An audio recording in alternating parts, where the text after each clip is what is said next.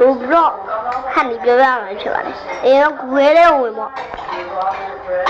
ခွဲတဲ့ဝင်လား။မပြ။ရ။မ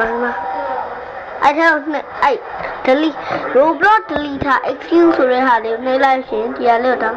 နှိပ်လိုက်ပြီးရှင် delete excuse ဆိုတဲ့ဝင်လိုက်အောက်ဆွဲလိုက်ဒီဟာလေးဝင်လိုက်ပြီးရှင်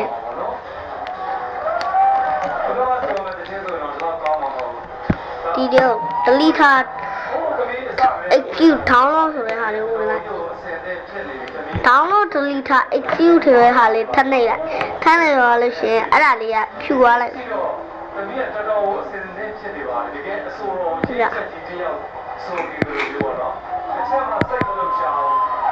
ရှေ့အောင်ဖြောသွားလိုက်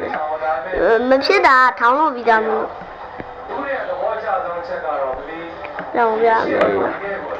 မချူအောင်ဖြောသွားလိုက်မယ်ဒါလေးကလို့ရှိရင်အဲ့လိုထောင်းလို့ဒီမှာထောင်းအဲ့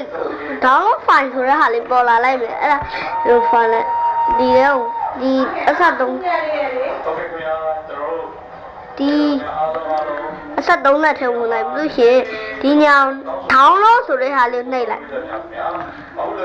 အနောက်ကအတန်တွေကအဖွာဒီဘီကြည့်နေလို့ပေါ့နော်လို့ရှိရင်ဒီမှာ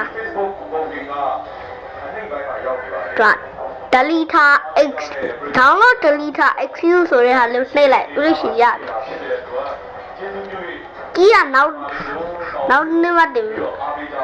ပြီးရှင်တင်ပြီးမယ်နော်